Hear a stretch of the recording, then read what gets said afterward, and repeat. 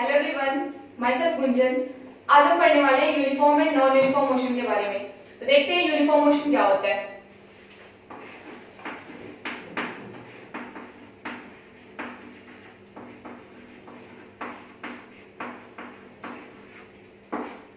तो सबसे पहले हम बात करने वाले हैं यूनिफॉर्म मोशन की। तो यूनिफॉर्म मोशन क्या होता है? अगर बॉडी इक्वल डिस्टेंस कवर करती है इक्वल टाइम इंटरवल में, तो मोशन कैसा होगा? यूनिफॉर्म। तो यूनिफॉर्म मोशन को हम डिफाइन करेंगे।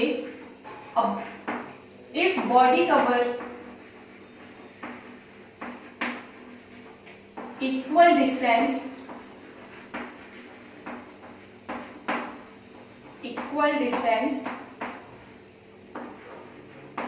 in equal interval of time,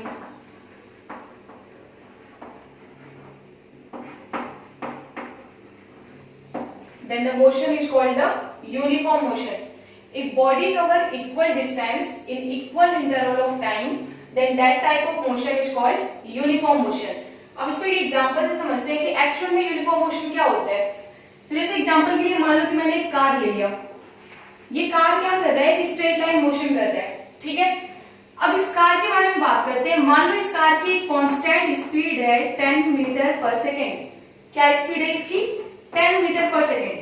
अब देखो ये 10 मीटर पर सेकेंड क्या रिप्रेजेंट कर रहा है? मतलब कि ये जो कार है वो 10 मीटर कवर करता है पर सेकेंड। मतलब कि हर एक सेकेंड में वो कितना डिस्टेंस कवर करता है? 10 मीटर। मतलब फर्स्ट सेकेंड में 10 मीटर, नेक्स्ट 1 सेकेंड में 10 मीटर, फिर से नेक्स्ट 1 सेकेंड में 10 मीटर। तो ऐसे ये क्या कर रहा है? 10 मीटर 10 मीटर 10 मीटर हर एक सेकेंड में डिस्टेंस कवर कर रहा है। तो देखो यहाँ पे टाइम इंटरवल कितना है? 1 सेकेंड। डिस्टेंस कितनी कवर कर रहा है? 10 मीटर। मतलब क्या हुआ कि ये इक्वल डिस्टेंस कवर कर रहा है इक्वल टाइम इंटरवल में। तो इसका मोशन कैसा हो गया? यूनिफॉर्म, ठीक है। तो कोई भी बॉडी अगर इक्वल डिस्टेंस कवर करती है इक्वल टाइम इंटरवल में, तो उसका मोशन कैसा होगा? यूनिफॉर्म मोशन होगा, ठीक है। अब अगर हम यूनिफॉर्म मोशन का ग्राफ बनाएं तो ग्राफ कैसा आएगा? तो यूनिफॉर्म मोशन का ग्राफ बनाने के लिए हम क्या करेंगे? हम लेंगे डिस्टेंस लेंगे हम y एक्सिस पे एंड टाइम लेंगे x एक्सिस पे। मतलब पोजीशन हमें लेनी है y एक्सिस पे और टाइम हमें लेना है x एक्सिस पे। तो अगर हम इसका ग्राफ बनाते हैं तो यूनिफॉर्म मोशन के लिए ग्राफ कैसा आता है? Straight line. कैसा ग्राफ आएगा? स्ट्रेट लाइन, ठीक है। अब हम बात करने वाले हैं नॉन यूनिफॉर्म मोशन की।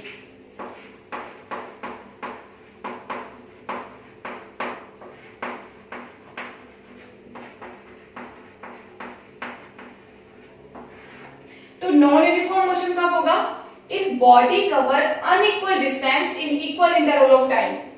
If body cover unequal distance in equal interval of time,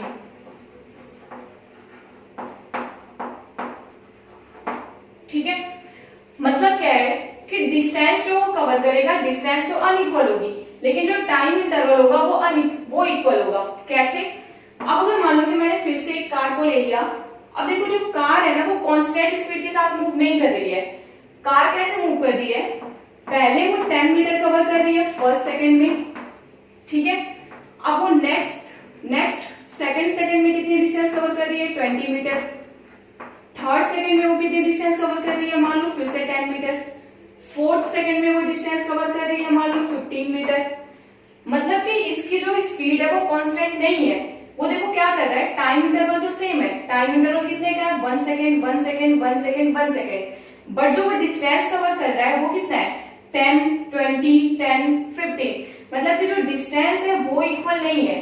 time interval same but distance are unequal. तो इस टाइप के मोशन को हम क्या बोलेंगे? Non uniform motion. अब अगर मान लो देखो और एग्जांपल देखें अपनी डेली लाइफ में कि नॉन यूनिफॉर्म मोशन का एग्जांपल क्या हो सकता है। तो अगर हम बात करें फ्रीली फॉलिंग बॉडी की, किसकी बात कर रहे हैं? Freely falling body. अब देखो फ्रीली फॉलिंग बॉडी का मतलब क्या होता है? फ्री फॉल सबने सुना होगा। फ्री फॉल क्या होता है? अगर कोई भी बॉडी ऊपर से नीचे की तरफ गिरती है और सिर्फ उस पे अगर ग्रेविटेशनल फोर्स एक्ट हो रही है तो उस मोशन को हम क्या बोलते हैं? Free fall. कौन सा मोशन होता है? वो फ्री फॉल मोशन होता है। और उस टाइम पे बॉडी का एक्सीलरेशन किसके इक्वल होता है? एक्सीलरेशन ड्यू टू ग्रेविटी के इक्वल होता है। तो देखो अगर कोई भी बॉडी फ्रीली फॉल कर रही है तो उस केस में क्या होता है कि अगर जब बॉडी गिरना स्टार्ट करेगी तो पहले फर्स्ट सेकंड में वो थोड़ी सी कम डिस्टेंस कवर करेगी, नेक्स्ट 1 सेकंड में वो थोड़ी सी ज्यादा डिस्टेंस कवर करेगी। तो देखो यहाँ पे क्या हो रहा है कि टाइम इंटरवल तो सेम है 1 सेकंड, बट जो ये डिस्टेंस कवर कर रहा है वो डिफरेंट है। तो ये मोशन कैसा होता है हमारा? Non uniform motion. मतलब कि जो फ्रीली फॉलिंग बॉडी होगी वो कैसा मोशन करेगी? Non uniform motion. ठीक है, अब नेक्स्ट एग्जांपल हम और भी देख सकते हैं। अ train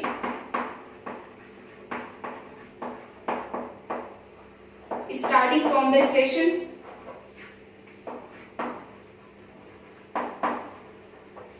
a train starting from the station। अब देखते हैं ये कैसे नॉन यूनिफॉर्म मोशन होगा। देखो अगर कोई भी ट्रेन है, अगर वो स्टेशन से स्टार्ट करती है मूव करना, तो पहले वो क्या करेगा?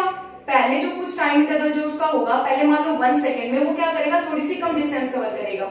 लेकिन जैसे ही टाइम इंटरवल उसका, जैसे ही हम नेक्स्ट सेकंड में जाएंगे तो इसका जो डिस्टेंस है वो बढ़ जाएगा। मतलब वो धीरे धीरे क्या करता है? अपनी स्पीड को क्या करती है? ट्रेन इंक्रीज करती है। तो उसमें क्या होता है कि वो डिस्टेंस उसकी धीरे धीरे इंक्रीज होती है, लेकिन टाइम इंटरवल तो सेम रहता है। तो इसका भी मोशन कैसा होगा? Non uniform motion. अब सेम ऐसे ही जब ट्रेन ब्रेक लगाएगी, अब ट्रेन जैसे ही इस नेक्स्ट स्टेशन पे रुकेगी, उस टाइम पे भी इसका मोशन कैसा होगा? Non uniform motion. तो देखो नॉन यूनिफॉर्म मोशन बेसिकली क्या होगा? जिसमें बॉडी अनइक्वल डिस्टेंस कवर करेगा इन इक्वल इंटरवल ऑफ टाइम। लेकिन यूनिफॉर्म मोशन क्या होगा?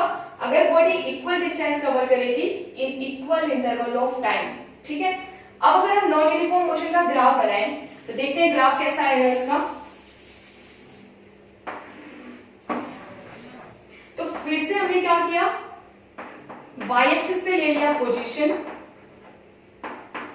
और एक्स एक्सिस पे ले लिया टाइम। अब इसका अगर हम ग्राफ बनाते हैं तो ग्राफ कैसा आता है? कर्व। ठीक है, तो नॉन यूनिफॉर्म मोशन का ग्राफ कैसा आता है? कर्व। अब देखो कहीं पे भी अगर आपको स्ट्रेट लाइन का ग्राफ दिया हो, मतलब कि मोशन कैसा होगा? यूनिफॉर्म। और कहीं पे भी ग्राफ अगर कर्व दिया हो तो मोशन कैसा है वहां पे? Non uniform motion. ठीक है, अब नेक्स्ट हम बात करने वाले हैं स्पीड और वेलोसिटी के बारे में।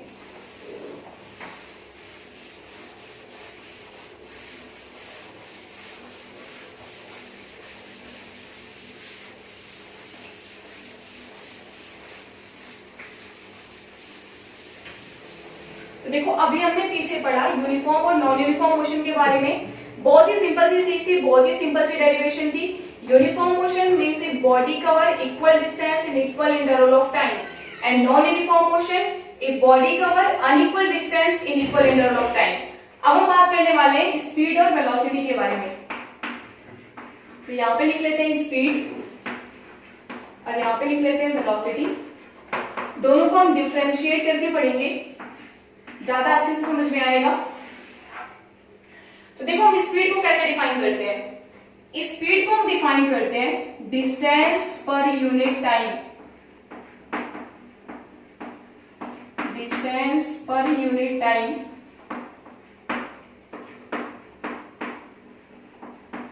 Is called speed.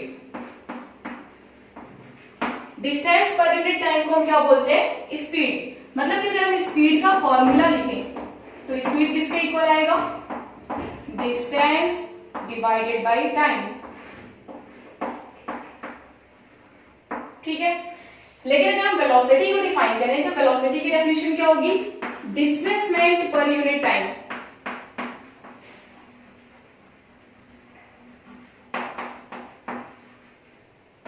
डिस्प्लेसमेंट पर unit time is called velocity। तो वेलोसिटी का फॉर्मूला क्या होगा? वेलोसिटी इक्वल्स टू डिस्प्लेसमेंट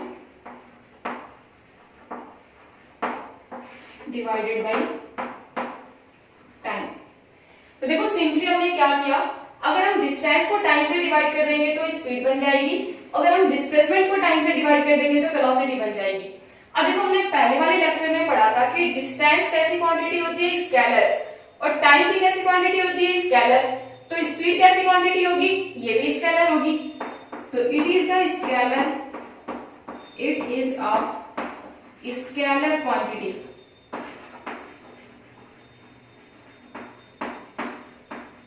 ठीक है। अब देखो डिस्प्लेसमेंट कैसी क्वांटिटी होती है, वेक्टर। टाइम कैसी क्वांटिटी होती है, स्केलर। तो वेलोसिटी भी कैसी क्वांटिटी होगी, वेक्टर, बिकॉज डिस्प्लेसमेंट कैसी क्वांटिटी है, वेक्टर। तो it is a vector quantity.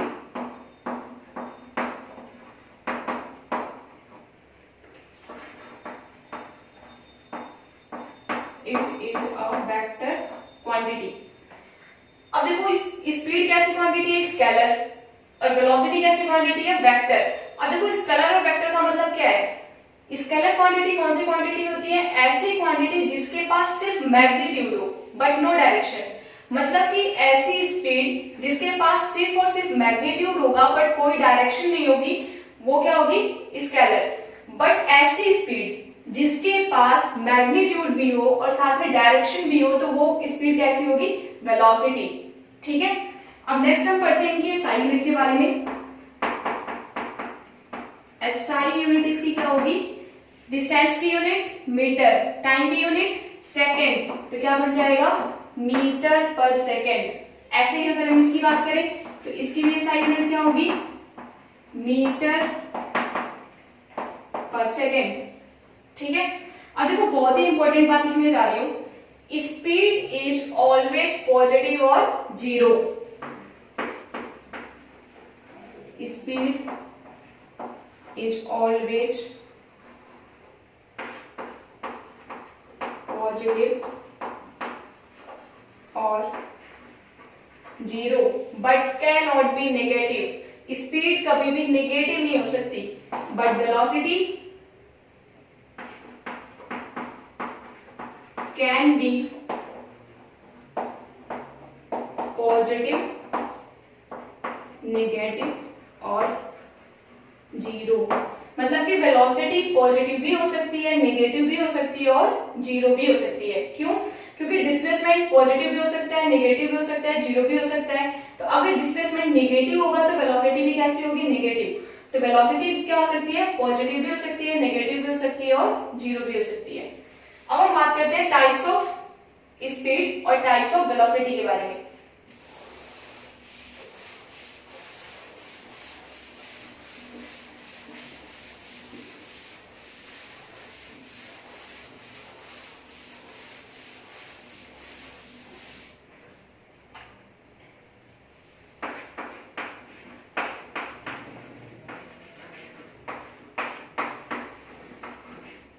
अब हम बात कर रहे हैं टाइप्स ऑफ स्पीड के बारे में।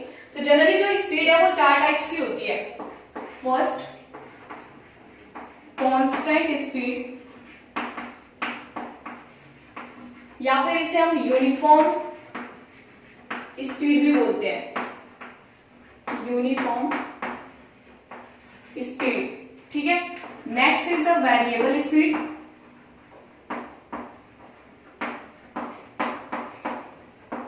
और इसे हम नॉन यूनिफॉर्म स्पीड भी बोलते हैं।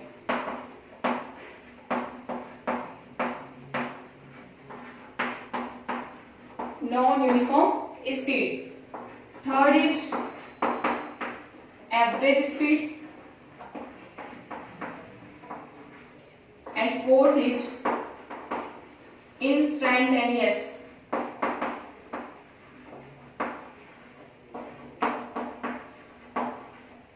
Instantaneous speed. ऐसे अगर हम टाइप्स ऑफ वेलोसिटी के बारे में बात करें तो वेलोसिटी भी चार टाइप्स की होगी, कांस्टेंट वेलोसिटी और यूनिफॉर्म वेलोसिटी, वेरिएबल वेलोसिटी या फिर non uniform velocity, average velocity, instantaneous velocity. ठीक है। तो हम एक एक करके चारों के बारे में पढ़ेंगे। तो सबसे पहले देखते हैं कांस्टेंट स्पीड क्या होती है। देखो कांस्टेंट में क्या आ रहा है, यूनिफॉर्म स्पीड। अभी हमने क्या पढ़ा था, यूनिफॉर्म मोशन। तो यूनिफॉर्म मोशन में क्या होता है, if the body cover equal distance in equal interval of time। तो सेम देखो यहाँ पे भी क्या होगा, अगर कांस्टेंट स्पीड की बात हो रही है या फिर यूनिफॉर्म स्पीड की बात हो रही है, तो यूनिफॉर्म स्पीड का मतलब क्या है? If the body cover equal distance in equal interval of time then the speed is called uniform speed. ठीक है। Non uniform speed, if body cover unequal distance in equal interval of time then the speed is called non uniform speed. ठीक है। अब average speed क्या होती है? तो देखते हैं एवरेज स्पीड क्या होती है। एवरेज स्पीड को हम डिफाइन करते हैं, एवरेज स्पीड को हम डिफाइन करते हैं total distance divided by total time. कैसे डिफाइन करते हैं एवरेज स्पीड को? Total distance divided by total time. देखो स्पीड का फॉर्मूला क्या था? Distance upon time. जैसे ही साथ में एवरेज आ गया, हमने क्या लगा दिया दोनों के साथ? टोटल। तो स्पीड का formula distance upon time, average speed का formula total distance upon total time. ठीक है। एसआई यूनिट इसकी सेम वेलोसिटी की या फिर सेम जो स्पीड की एसआई यूनिट थी, मीटर पर सेकेंड। अब देखो एवरेज वेलोसिटी के बारे में हम और अच्छे से, एवरेज स्पीड के बारे में हम और अच्छे से डिस्कस करेंगे। बहुत सारे केसेस में आपको इसके बारे में बताऊंगी। ठीक है। इससे पहले आप थोड़ा सा इंस्टेंटेनियस स्पीड के बारे में देख लो। इंस्टेंटेनियस स्पीड क्या होता है? It is the value of, it is the magnitude of speed at any instant of time. किसी भी पर्टिकुलर इंस्टेंट पे कितनी स्पीड है उसको हम क्या बोलते हैं? Instantaneous speed. कैसे डिफाइन करते हैं इसको?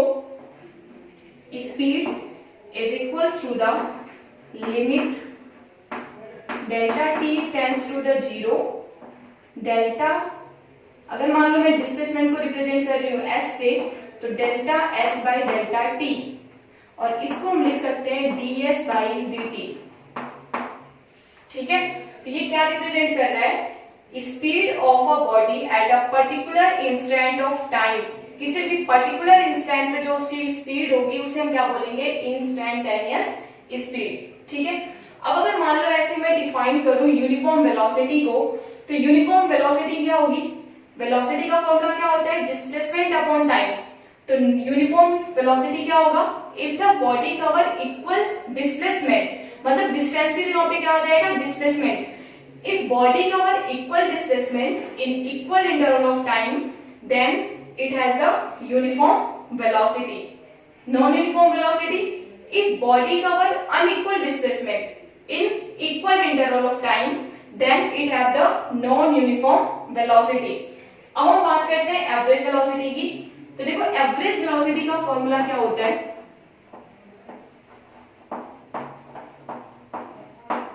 एवरेज वेलोसिटी, तो एवरेज वेलोसिटी का फॉर्मूला क्या होगा? सिंपल वेलोसिटी का फॉर्मूला क्या होता है? Displacement upon time.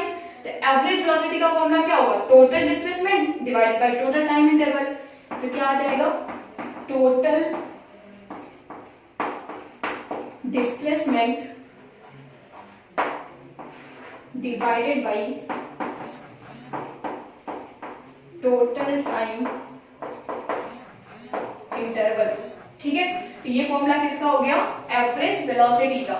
अब देखो एक और फॉर्मूला यूज होता है एवरेज में, तो उसको आप नोट कर लो, ये भी बहुत ही इंपॉर्टेंट फॉर्मूला है। एवरेज स्पीड या फिर एवरेज वेलोसिटी,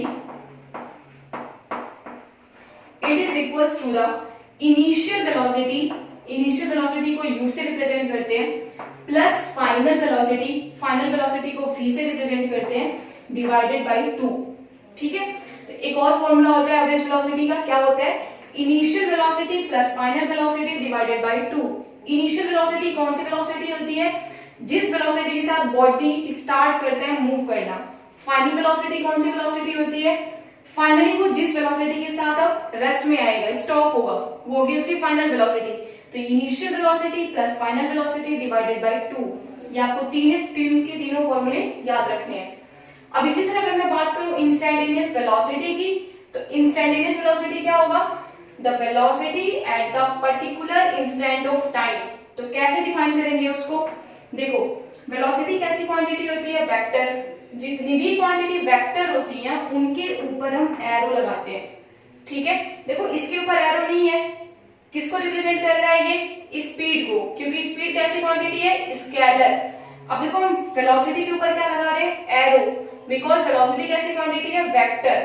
तो देखो क्या लिख दिया हमने, velocity is equals to limit delta t tends to the zero delta s by delta T.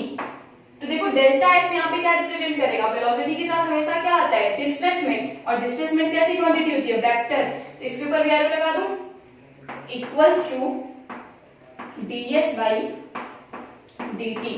ठीक है, अब देखो फिर से एक बार देख लो, जो भी क्वांटिटी स्केलर होती है उसके ऊपर कोई एरो नहीं आता, लेकिन जो भी क्वांटिटी वेक्टर होती है उनके ऊपर साथ में क्या आता है, एरो। एरो क्या रिप्रेजेंट करता है, वेक्टर क्वांटिटी को। तो देखो v के ऊपर एरो लगा हुआ है, मतलब कि ये क्या रिप्रेजेंट कर रहा है, स्पीड या वेलोसिटी, वेलोसिटी। डेल्टा s के ऊपर एरो लगा हुआ है तो क्या रिप्रेजेंट कर रहा है, ये डिस्टेंस या डिस्प्लेसमेंट, डिस्प्लेसमेंट। अगर एरो नहीं लगा होगा तो क्या रिप्रेजेंट करेगा, डिस्टेंस। टाइम कैसी क्वांटिटी होती है, स्केलर, तो क्या टाइम के ऊपर एरो लगा हुआ है, नहीं। ठीक है, तो इसको हम क्या लिख सकते हैं, ds बाई dt। अब देखो हम डिटेल में पढ़ने वाले हैं एवरेज स्पीड और एवरेज वेलोसिटी के बारे में, तो देखते हैं।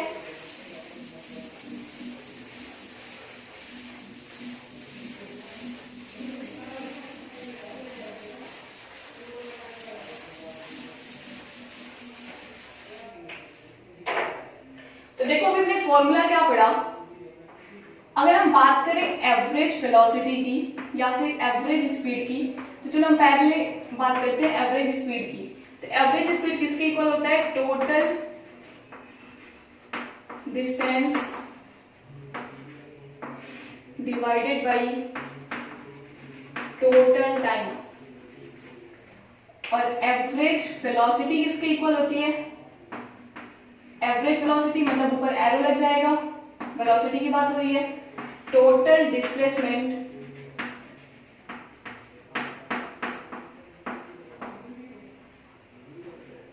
Divided by total time interval.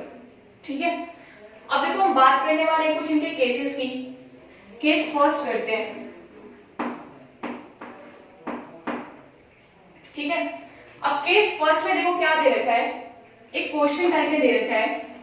Question में दे रखा है कि एक बॉडी है, पहले वो s1 डिस्टेंस कवर कर रही है in time t1, s2 distance cover कर रहा है next s2 in time t2, s3 in time t3 and s4 in time t4।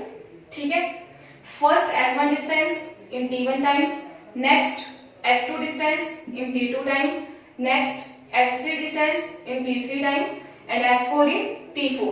अब आपको बताना है कि what is the average speed, what is the average speed. तो देखो एवरेज स्पीड निकालने का फॉर्मूला क्या होता है अपने पास, total distance divided by total time. तो देखो अगर हम टोटल डिस्टेंस की बात करें तो टोटल डिस्टेंस बॉडी ने कितनी कवर की है, s1 plus s2 plus s3 plus s4। तो टोटल डिस्टेंस कितना आ जाएगा, s1 plus s2 plus s3 plus s4। और टोटल टाइम कितना आएगा, t1 plus t2 plus t3 plus t4, t1 plus t2 plus t3 plus t4। मतलब कि question में अगर हमें अलग अलग डिस्टेंस दी होगी और अलग अलग टाइम दिया होगा, तो सिंपली अगर हमें एवरेज स्पीड निकालनी है तो हम क्या करेंगे, total distance divided by total time. अब देखो क्वेश्चन में ऐसे भी हो सकता है कि आपको डिस्टेंस दी हो और साथ में वेलोसिटी दी हो, टाइम नहीं दिया हो। तो देखो उस केस में हम क्या करेंगे, तो केस सेकंड की बात करते हैं। तो क्वेश्चन देखो कैसे हो सकता है, क्वेश्चन में ये दे सकता है कि एक बॉडी है जिसने s1 डिस्टेंस कवर किया with velocity v1, s2 distance cover किया with velocity v2 and s3 distance cover किया विद वेलोसिटी v3। अब आप बताओ कि इसकी एवरेज वेलोसिटी या फिर एवरेज स्पीड कितनी है। तो अगर हम बात करें एवरेज स्पीड की या फिर एवरेज वेलोसिटी की, क्योंकि देखो यहाँ पे क्या हो रहा है, स्ट्रेट लाइन मोशन हो रहा है, तो स्ट्रेट लाइन मोशन में एवरेज वेलोसिटी और एवरेज स्पीड दोनों इक्वल होते हैं। ठीक है, इक्वल क्यों होते हैं, बिकॉज टोटल डिस्टेंस और टोटल डिस्प्लेसमेंट दोनों इक्वल होंगे। हमने पहले वाले लेक्चर में पढ़ा था कि स्ट्रेट लाइन मोशन में क्या होता है, डिस्टेंस और डिस्प्लेसमेंट दोनों इक्वल होते हैं। तो डिस्टेंस और डिस्प्लेसमेंट अगर दोनों इक्वल होंगे तो ये दोनों भी क्या हो जाएंगे, इक्वल। तो स्ट्रेट लाइन मोशन में या फिर आप एवरेज स्पीड बोलो या एवरेज वेलोसिटी, दोनों सेम है, दोनों की वैल्यू इक्वल आएगी। तो देखो अगर हम एवरेज वेलोसिटी निकालें तो क्या होना चाहिए, टोटल एवरेज स्पीड अगर हम निकालें तो क्या आनी चाहिए, total distance divided by total time. But हमें टाइम तो दे नहीं रखा, टाइम की जगह पे क्या दे रखा है, टाइम की जगह पे वेलोसिटी दे रखी है। तो क्या इस डिस्टेंस और वेलोसिटी की हेल्प से हम टाइम निकाल सकते हैं? तो चलो मान लेते हैं कि इसने ये वाली डिस्टेंस कवर की है t1 टाइम में, ये वाली डिस्टेंस कवर किया है t2 टाइम में, और ये वाली डिस्टेंस कवर किया है t3 टाइम में। तो चलो हम पहले निकालते हैं t1, t2 और t3 की वैल्यू। तो देखो अगर हम यहां से देखें तो देखो वेलोसिटी का फॉर्मूला क्या होता है, displacement upon time divided by time. ठीक है, तो अगर हमें टाइम कैलकुलेट करना है तो हम क्या करेंगे, टाइम को यहाँ पे भेज देंगे और वेलोसिटी को नीचे भेज देंगे। तो ये क्या आ जाएगा, डिस्टेंस डिवाइडेड बाय या फिर डिस्प्लेसमेंट डिवाइडेड बाय वेलोसिटी। अब देखो यहां से अगर हमें t1 कैलकुलेट करना है तो मैं क्या लिखूं, s1 डिवाइडेड बाय v1। तो अगर मैं t1 निकालूंगी तो कितना आएगा, s1 डिवाइडेड बाय v1। ऐसे अगर t2 टाइम निकालूंगी तो कितना आएगा, s2 divided by v2। And t3 कितना आएगा, s3 डिवाइडेड बाय v3। अब अगर मैं निकालूं एवरेज स्पीड तो टोटल डिस्टेंस कितनी कवर हो रही है, s1 plus s2 plus s3, s1 plus s2 plus s3। और टोटल टाइम कितना होगा, t1 plus t2 plus t3, t1 plus t2 plus t3। सबकी वैल्यू को पुट कर दो, s1 divided by v1, s2 divided by v2 plus s3 divided by v3। ठीक है, तो ये हमारा ये फॉर्मूला बन जाएगा। अब देखो हम थर्ड केस करते हैं। अब देखो थर्ड केस क्या हो सकता है, देखो पहला केस क्या था, डिस्टेंस गिवन थी, टाइम गिवन था बट वेलोसिटी गिवन नहीं थी। सेकेंड केस हमने किया कि डिस्टेंस गिवन है, वेलोसिटी गिवन है बट टाइम गिवन नहीं है। अब थर्ड केस क्या हो सकता है, वेलोसिटी गिवन हो, टाइम गिवन हो बट डिस्टेंस गिवन ना हो। तो उस केस में हम क्या करेंगे, तो देखते हैं क्या करेंगे।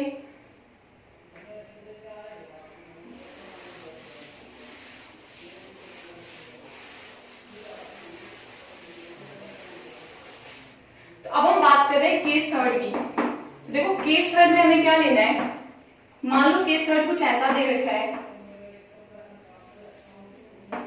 ठीक है, थर्ड केस में हमें क्या लेना है, मान लो कि हमें डिस्टेंस नहीं गिवन है, वेलोसिटी गिवन है और टाइम गिवन है। क्या दिया उसने कि पहले वो v1 स्पीड के साथ मूव किया t1 टाइम तक, v2 स्पीड के साथ मूव किया t2 टाइम तक, एंड v3 स्पीड के साथ मूव किया t3 टाइम तक। तो बताओ इसकी एवरेज स्पीड या फिर एवरेज वेलोसिटी क्या होगी। तो देखो यहाँ पे हमें वेलोसिटी गिवन है, टाइम गिवन है बट हमें डिस्टेंस गिवन नहीं है।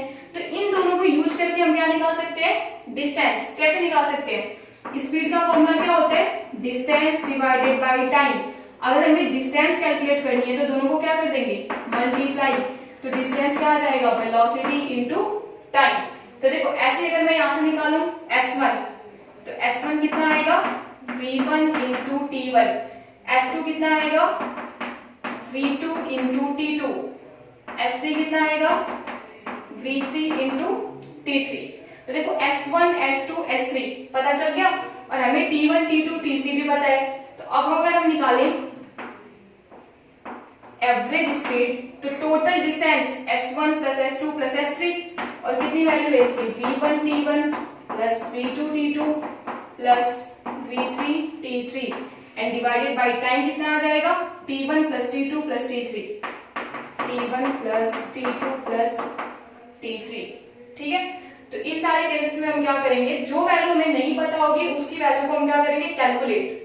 और उन वैल्यू को देखो मेन हमें क्या चाहिए, डिस्टेंस चाहिए और टाइम चाहिए। तो अगर डिस्टेंस और टाइम गिवन है फिर तो कोई प्रॉब्लम ही नहीं है, लेकिन अगर डिस्टेंस या टाइम में से कोई एक भी चीज अगर नहीं गिवन है तो हमें उस चीज को क्या करना पड़ेगा, पहले कैलकुलेट करना होगा और फिर इस फॉर्मूले में पुट करना होगा।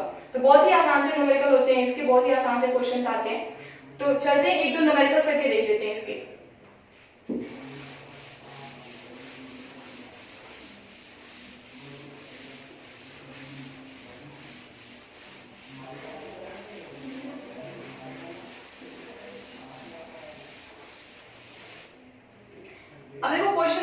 क्वेश्चन दे रखा है, क्वेश्चन फर्स्ट एक क्वेश्चन करते हैं।